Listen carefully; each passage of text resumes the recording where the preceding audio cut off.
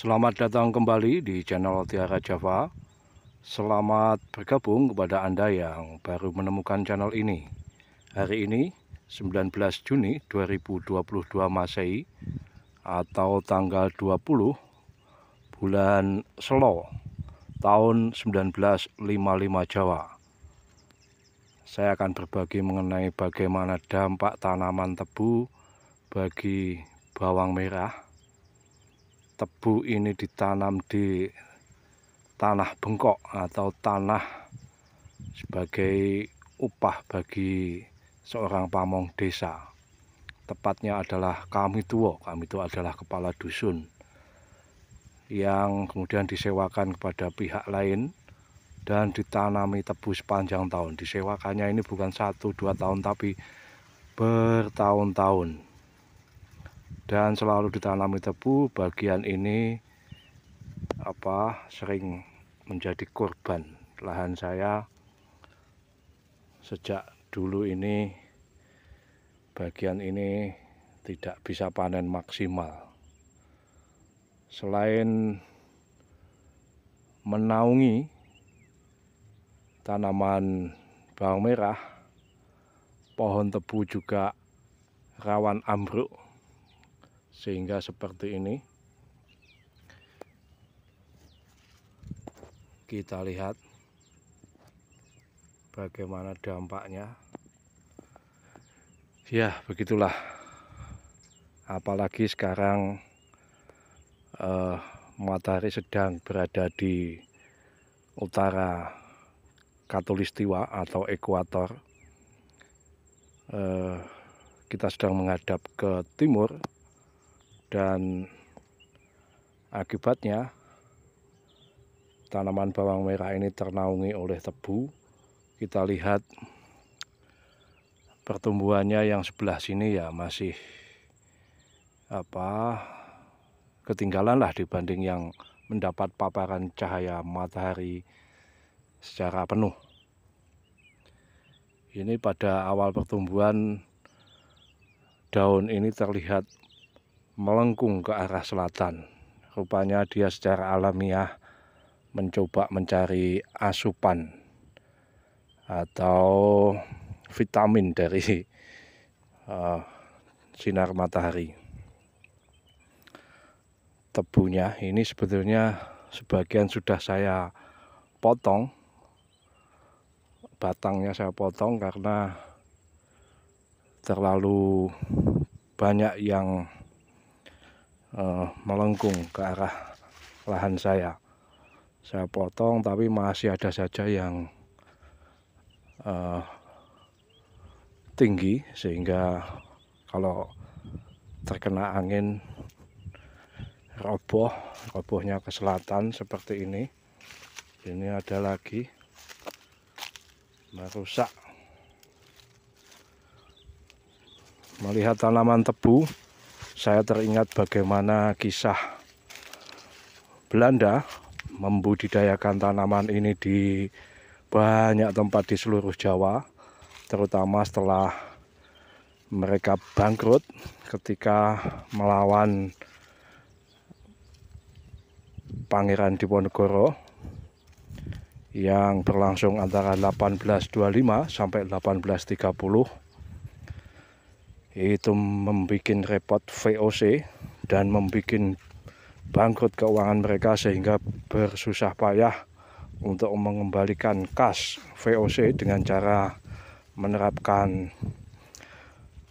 sistem tanam paksa atau kultur stelsel, dan penggagasnya adalah Gubernur Jenderal VOC Van den Bosch. Mereka memaksa petani menanam sebagian besar lahannya untuk ditanami tebu, dan hasilnya akan diterima oleh VOC dengan harga rendah. Pada saat bersamaan VOC membangun pabrik-pabrik gula di banyak tempat.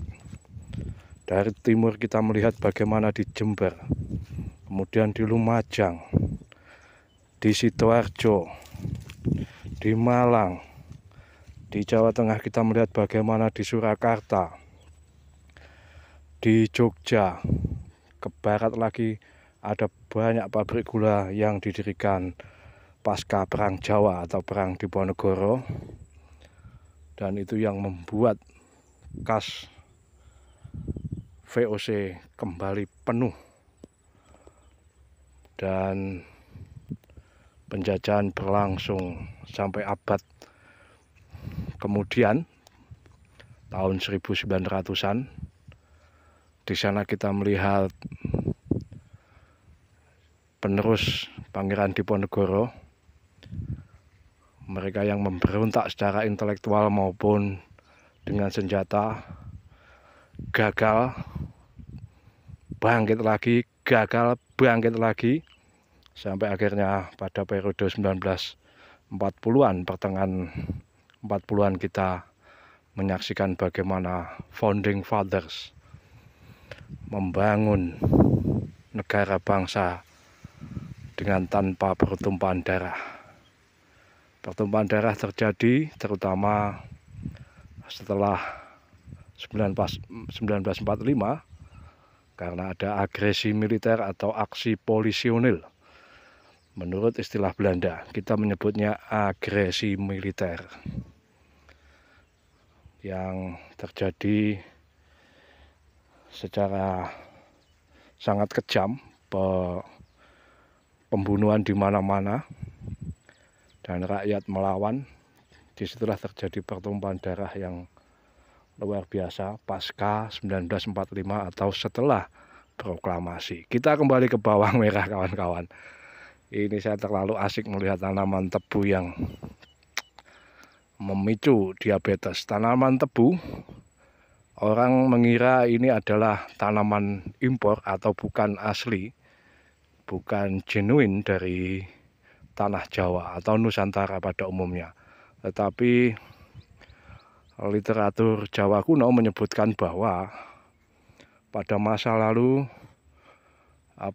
ada minuman yang disarikan dari tanaman tebu. Itu artinya tanaman tebu pada masa Jawa kuno. Kalau kita menyebut Jawa kuno adalah masa katakanlah sebelum Islam begitu marak di tanah Jawa.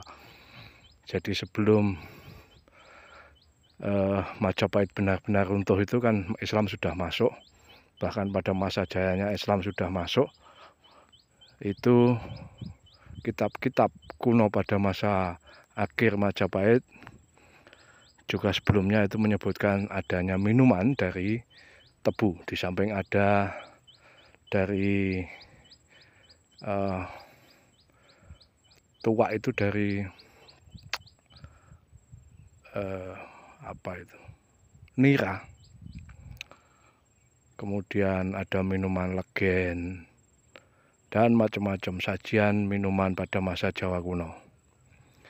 Untuk bawang merah ini, kalau Anda mengikuti video saya sebelumnya, riwayatnya sebetulnya juga menarik karena di tanah Jawa ini yang mula-mula mengembangkan, membudidayakan bawang merah adalah kawan-kawan tani di Brebes itu sekitar 1 abad silam atau 100 tahun lalu. Tetapi menariknya adalah bibitnya justru disebut bibit Palembang. Kita dapat menduga asal-usul bibit itu kemungkinan besar juga dari Palembang. Artinya untuk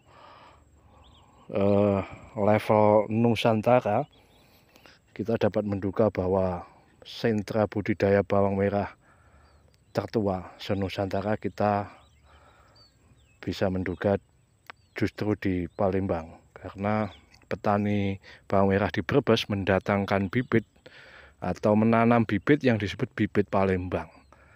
Yang kedua adalah bibit Australia.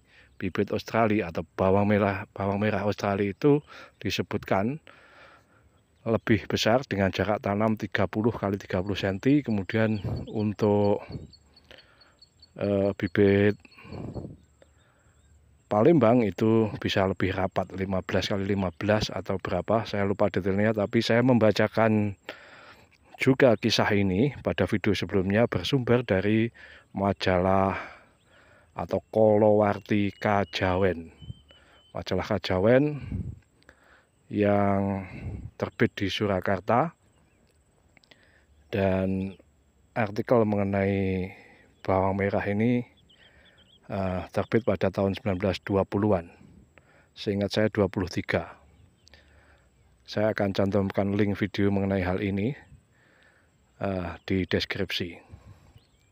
Kemudian dikisahkan juga bahwa pada masa sekitar hampir 100 tahun lalu itu, para penanam bawang merah itu kalau tidak berani keluar Kunstmes, itu yang ngalamat atau berarti akan panen yang tidak maksimal. Apa itu Kunstmes? Kunstmes adalah pupuk dalam bahasa Melayu, rabuk dalam bahasa Jawa, dan hari ini petani di Jawa biasa menggunakan istilah rabuk sekaligus mes. Mes berasal dari kata Kunstmes yang berarti juga pupuk, atau bahasa Inggrisnya fertilizer, penyubur. Kira-kira begitu kawan. Dan saat itu yang mudah ditemui di pasaran rupanya jenis pupuk ZA.